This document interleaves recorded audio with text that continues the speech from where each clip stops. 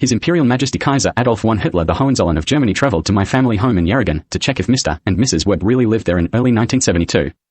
He was planning to check if my parents could have a technically eligible baby for his imperial family, provided the information he had was correct and they really lived there. He used the details he found in births, deaths and marriages, Victoria, Australia, that he looked up to see if my mother got married when she was around 18, of which there was only one entry. My father Kevin G. Webb marrying my mother Judith M. Marsland on the 3rd of May, 1958 in Mo, Victoria, Australia. That entry included the family home address at 27, Campbell Street, Yarragon, Victoria, Australia. He thought it was hilarious to go to the family home on the 18th of January, as that date was a German imperial public holiday and national day commemorating my imperial family becoming the constitutional monarchy of Germany in 1871. Kaiser Adolf I brought an employee of his to Australia, who was paid to come along on the trip. His mechanic and handyman, Mr. B. They met in around 1962 and Kaiser Adolf, Wolfgang to Italians, employed him for as a mechanic and handyman, 4 jobs he needed done, particularly restoring and repairing cars Kaiser Adolf purchased, which were left to me in his Italian estate. They spent quite a bit of time together but were never sexually partnered on an ongoing basis in any way.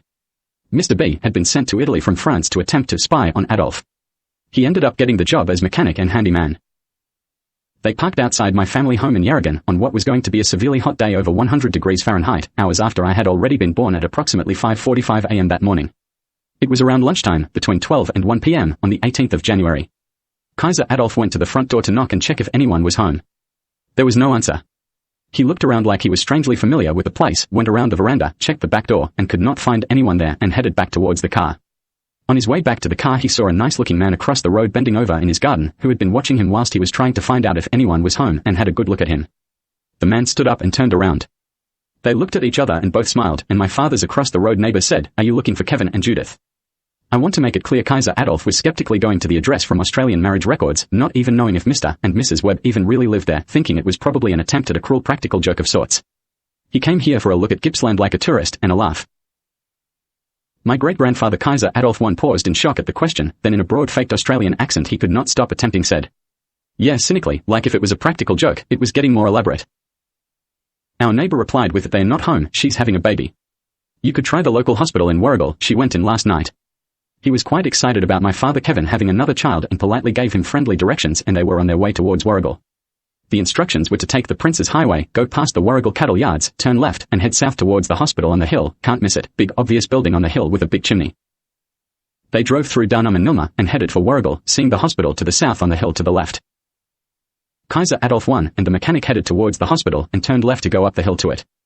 They arrived and parked in the car park, with Mr. B staying in the car.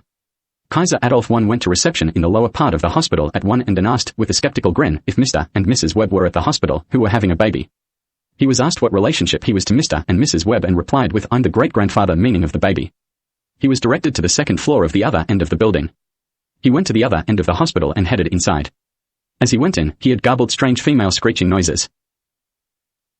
Kaiser Adolf I headed up the same stairs my father Kevin did before sunrise, but in unbelievably hot after-lunch conditions and hearing the noise of a screeching screaming woman getting louder as he went up the stairs.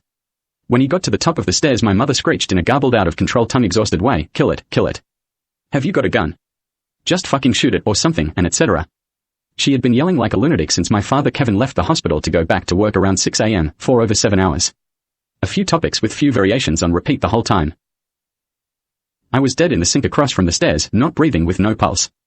My heart had stopped whilst Kaiser Adolf was climbing the stairs. I was being held under the water by yet another grunting thing, probably on drugs, possibly doing an impersonation of his own of what the baby from 1944 would have looked and behaved like when adult, who had something clearly missing, called Slobodan Praljak. I only found out who he was after he committed a very public suicide. He replied to my mother, who was through the doors in a room she had been in since morning, "No, I don't have a gun," as if everything was fine, I was dead, no need to panic, everything was under control. Kaiser Adolf I said, "What the fuck is she screaming that for? What is she screaming that for?" Then casually brain scanned her for injury and pain, and said, "She's not in pain or anything, what is she screaming like that for?" Mr. Praljak saw a little silhouette of a man reflected in the backsplash of the sink, let me go thinking I was dead, and panicked thinking he was busted with a dead baby and a screaming lunatic, people pretending to be hospital staff, drugs, etc. He started making hurried excuses why she was yelling, including claiming she was just exhausted, but could not speak English well enough to communicate what he was trying to say, and headed towards her to shut her up, when Kaiser Adolf said, "And what are you doing?" He headed directly to my mother through the doors to try to shut her up, even put his hand over her mouth. Kaiser Adolf I noticed something in the sink, bubbling a little. As he got closer, he realized it was a baby, me, and then hurriedly reached in, grabbed me, and pulled me out in both hands extremely gently. He recognized his DNA was in there somewhere when he touched my bare skin with his hands and held me out. There was a very heartfelt and sad, "Oh, no. How awful, the poor little child." He noticed I was not breathing and maybe dead, but I was not cold and was seeming to move slightly or be strangely not totally dead. So, he started CPR immediately and tried to revive me.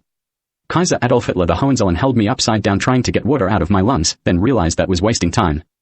He then flipped me up and held me in one hand, bending me over backwards, holding my head and neck with his 2 forefingers so that my head was tilted back and my airway was open in the palm of his hand.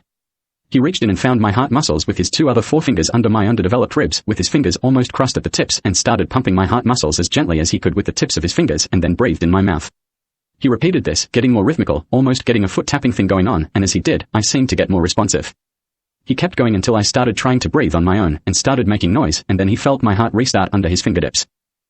When it became clear he had revived me, he said at what seemed an annoyingly loud volume on multiple levels, "Zig hail their young baby," and was instantly absolutely thrilled with himself.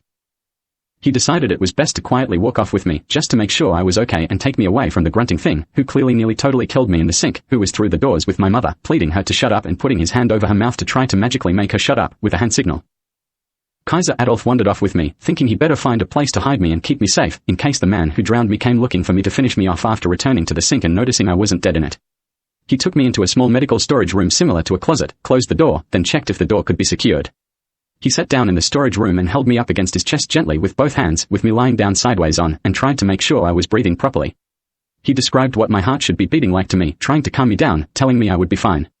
The storage room was almost totally sealed tight and completely dark apart from the light of the clear hot summer day coming through under the door.